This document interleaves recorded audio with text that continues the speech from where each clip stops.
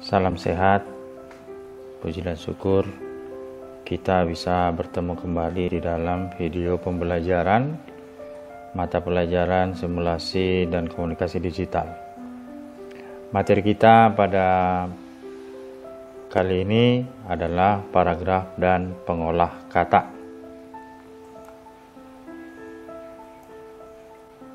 Kompetensi dasar dan tujuan. Kompetensi dasar yang pertama, mengevaluasi paragraf deskriptif, argumentatif, naratif, dan persuasif. Kompetensi dasar yang kedua, menyusun kembali format dokumen pengolah kata. Tujuan pembelajarannya, setelah mempelajari materi ini, siswa diharapkan mampu menganalisis ciri-ciri paragraf deskriptif, menganalisis ciri-ciri paragraf argumentatif, paragraf naratif, paragraf persuasif, kemudian membandingkan paragraf deskriptif, argumentatif, naratif, dan persuasif, dan terakhir menyebutkan macam-macam aplikasi pengolah kata. Kira-kira begini peta konsep dalam pembelajaran kita di modul 2 ini, paragraf dan pengolah kata. Pada kegiatan belajar pertama, itu saat ini kita akan membahas paragraf. Di dalam mempelajari paragraf, kita mempelajari jenis dan ciri-ciri paragraf dan contoh paragraf. Kemudian kita akan mempelajari pengolah kata, jenis pengolah kata, fitur pada pengolah kata. Membuat karya tulis akan kita bahas pada kegiatan belajar berikutnya. Karena paragraf dan pengolah kata kita laksanakan sebanyak 2 kali kegiatan belajar.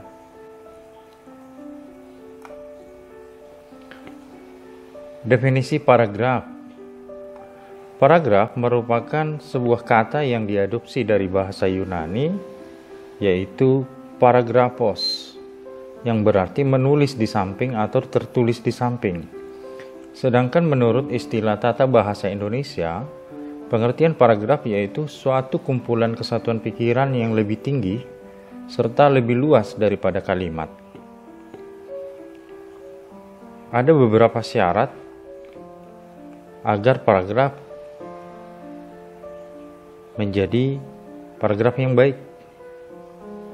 Paragraf yang baik setidaknya harus memiliki syarat kohesi, koherensi, kelengkapan, dan kevariasian.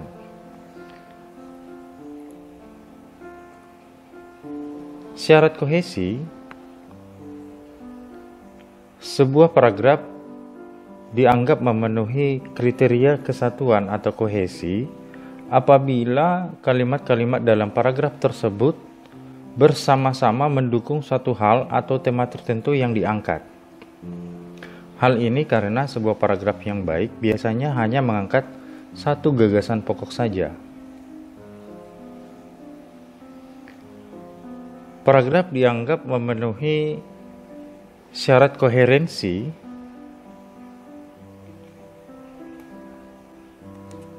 apabila semua kalimat yang membangun paragraf saling terkait antara kalimat yang satu dan kalimat yang lain yang membentuk paragraf tersebut.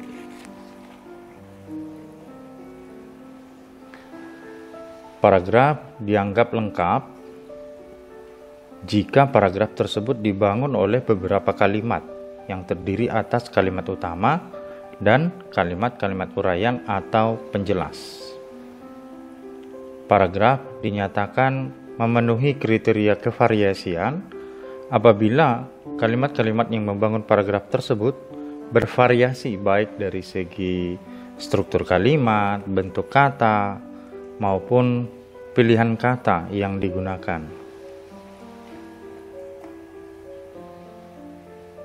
Ada beberapa jenis-jenis paragraf: deskripsi, narasi,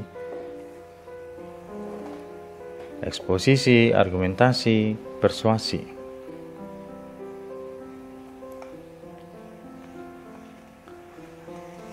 Paragraf deskripsi merupakan jenis paragraf yang memuat deskripsi atau penggambaran ataupun perincian suatu objek tertentu secara mendetail. Dalam paragraf jenis ini, pengarang atau penulis akan mencoba memberikan pendekatan pada pembaca untuk menggambarkan sifat dan karakteristik sebuah objek. Di sini pembaca akan akan melihat, merasakan, atau mendengar apa yang dilukiskan oleh penulis secara langsung.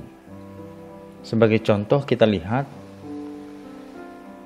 paragraf ini mendeskripsikan tentang Candi Borobudur. Bisa kita baca.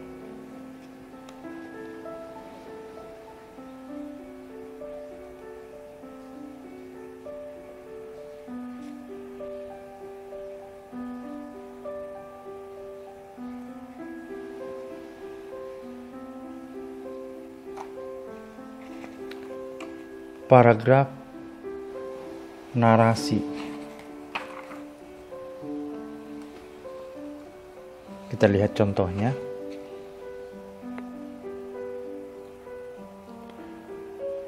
Paragraf narasi adalah suatu bentuk wacana yang berusaha menggambarkan dengan sejelas-jelasnya kepada para pembaca suatu peristiwa dalam urutan dan kurun waktu tertentu. Atau bisa juga kita pahami bahwa paragraf narasi merupakan jenis paragraf yang mengisahkan sebuah kejadian atau peristiwa berdasarkan urutan waktu.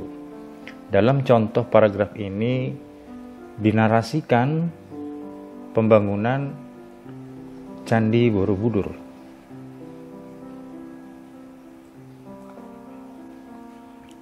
Ini adalah contoh paragraf eksposisi yang menjelaskan tentang suatu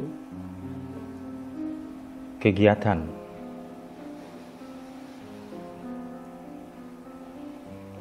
atau mengekspos. Biasa ya kita mendengar mengekspos atau memberitakan.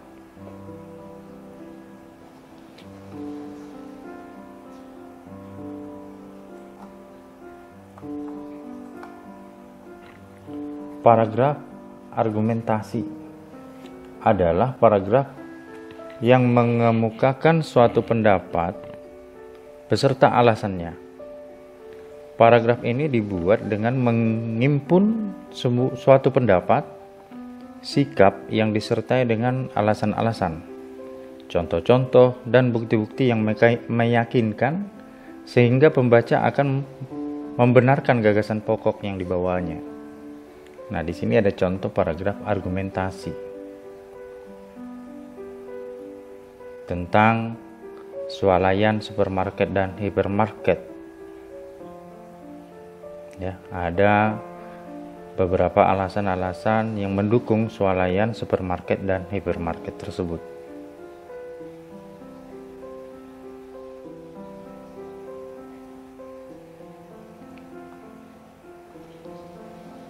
Paragraf persuasi adalah paragraf yang berisi ajakan, perintah ataupun bujukan untuk melakukan sesuatu hal. Di sini ada contoh paragraf persuasi mengenai shopping dan fashion. Bisa kita baca.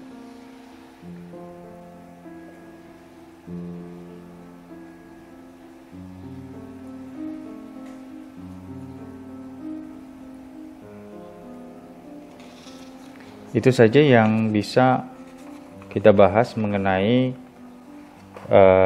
paragraf. Untuk mempelajari lebih dalam tentang paragraf, silahkan belajar bersama guru mata pelajaran Bahasa Indonesia ya. Kamu bisa nanya mengenai paragraf-paragraf tersebut. Kita lanjutkan perangkat lunak pengolah kata. Untuk menulis paragraf yang kita bahas di atas tadi, terdapat beberapa perangkat lunak pengolah kata yang dapat kita gunakan. seperti WordStar, CWriter, Microsoft Word, Notepad, WordPad, WPS Writer, Kingsoft Writer, Google Dokumen. Dari aplikasi-aplikasi ini yang terkenal sampai saat ini adalah Microsoft Word. Mungkin kamu di SMP juga sudah pernah belajar menggunakan Microsoft Word. Tapi untuk pembelajaran kali ini, karena situasi pandemi, kita akan menggunakan aplikasi WPS Writer berbasis Android.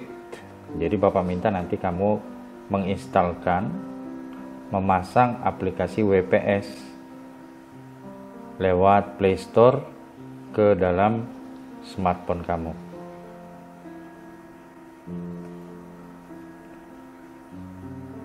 Dikatakan suatu aplikasi adalah perangkat lunak pengolah kata bila terdapat di dalamnya beberapa fitur yang mendukung untuk mengolah kata, seperti fitur font, paragraf, indentasi, table, header dan footer, dan fitur print. Fitur font ini kita bisa lihat icon tampilannya,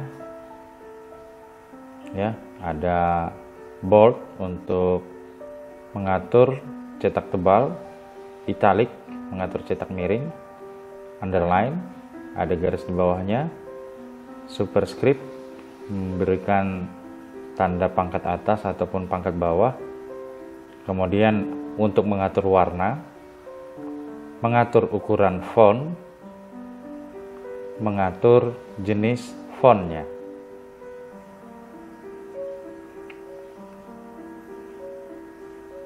Fitur paragraf. Biasanya terdapat 4 fitur paragraf.